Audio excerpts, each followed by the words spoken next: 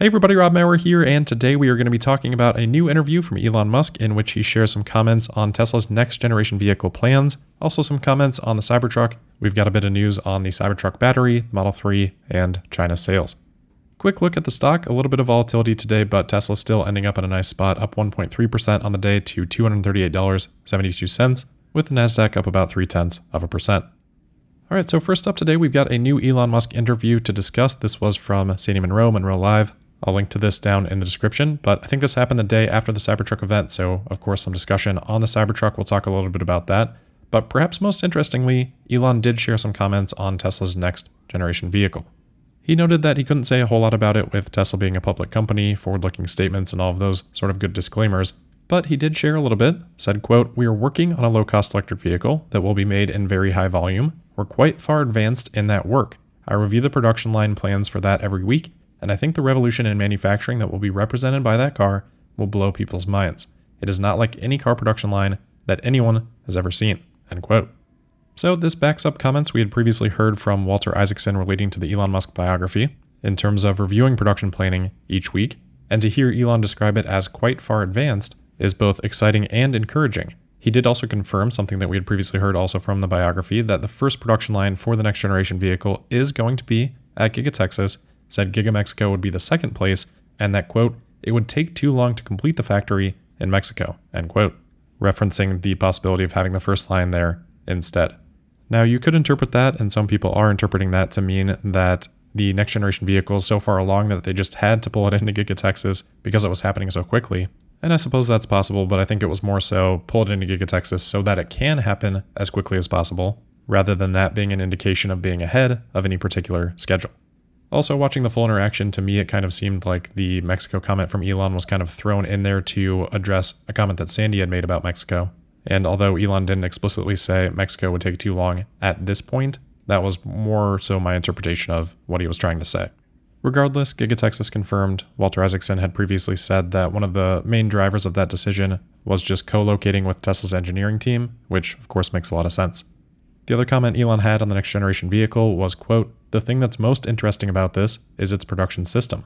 It's a level of production technology that is far in advance of any automotive plant on Earth," end quote.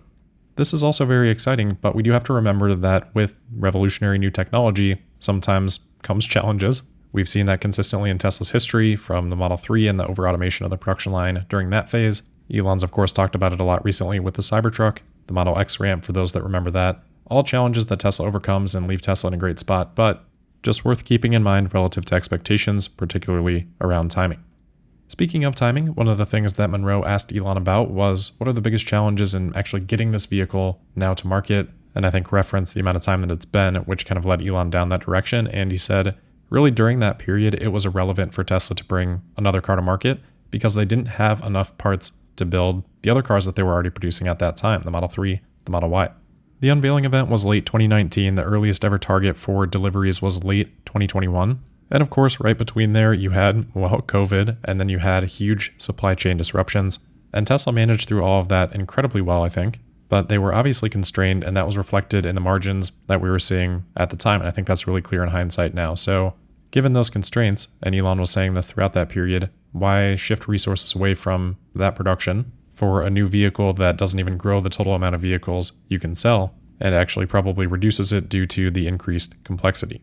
So yeah, that can sound like a bit of an excuse, but I think now that we're finally at Cybertruck deliveries, it's important to look back and reflect on those things, and I think it does make a lot of sense. It doesn't mean that they could have just done the Cybertruck earlier if they wanted to, but if those constraints are at all accurate, then I think Tesla very much made the right call during that period.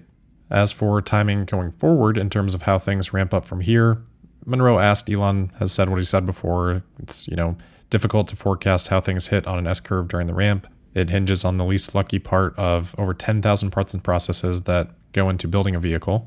So nothing too new there. He said it's probably not going to be material to the financials in 2024, but that it will probably be material in 2025. I don't take too much from that. That doesn't mean it's going to be completely irrelevant or insignificant in 2024, but relative to the scale of Model 3 and Model Y, even at full production capacity for the Cybertruck, its impact on the financials are generally going to be a little bit limited, especially during a ramping period. Beyond that, on the Cybertruck, they talked about some of the technical details that we've already covered, like the 48-volt architecture and the big step forward that represents.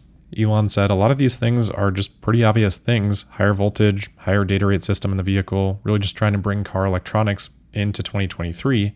It's reminiscent of what they tried to do with the Model S in, 2012, 2013, catching automotive technology up to other consumer products at that time. Cybertruck definitely represents another big step in that regard. They also touched on steer-by-wire. Elon said that he didn't spend much time on it in the presentation because it's difficult to really understand the value of it from someone telling you, but once you drive it, it's something that you immediately understand, and that's something that we heard about from their reviewers as well.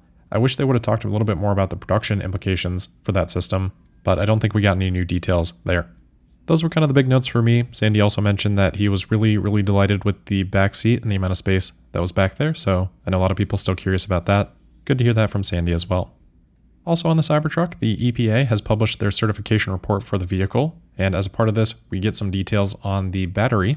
I think Troy tracked this down first, and I always like to, anything battery related, get Jordan's take from the limiting factor. He shared his thoughts on X. So in general, we're looking at a battery pack size, 122.4 kilowatt hours, roughly 170 watt hours per kilogram in terms of energy density. A few things make that a little bit difficult to compare 100% apples to apples, but as Jordan says here, it's maybe a little bit shy of being on par with the best 2170s or 18650s in terms of pack level energy density, but getting closer, and certainly an improvement over the first 4680 Model Y packs that we saw out of Giga Texas. So this is the version 2 quote-unquote cybercell that Drew has talked about on the last couple of conference calls. Hopefully on the earnings call in January, we'll continue to hear a little bit more about the progress there. All right, next we've got updated China insured vehicle numbers for the week of November 27th through December 3rd. And we're seeing another really strong week, another sequential increase in these numbers with 17,400 vehicles being insured during the week, up from 16.7 thousand the week before. This is the best individual week since March and the second best week so far this year. Quarter to date, through the first 9 weeks of the quarter, Tesla for Q4 is now sitting just over 104,000 insured vehicles, and that pushes it ahead of Q3 for the quarter to date number, which it had been trailing behind previously, now up about 3.5% over that quarter to date period, and up 10% over Q2 and 47% over Q1 for those same periods. This was done with, again, a pretty small number of Model 3s, only 3,300 in this number. So depending on what Tesla does with allocation and all that sort of stuff, there would be room for this to increase.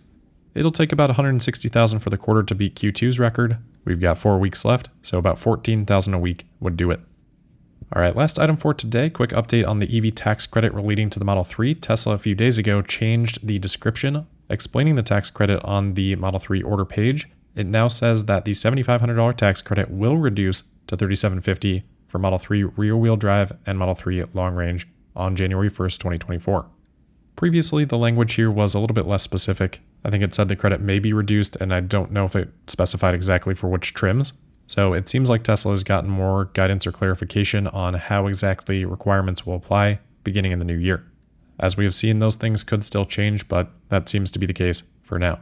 Now, this will likely be mitigated to an extent by the transition over to the Highland Model 3 in the US at some point, but still worth noting. All right, that'll wrap it up for today then. As always, thank you for listening. Make sure you're subscribed and signed up for notifications. You can also find me on X at Tesla Podcast, and we'll see you tomorrow for the Wednesday, December 6th episode of Tesla Daily. Thank you.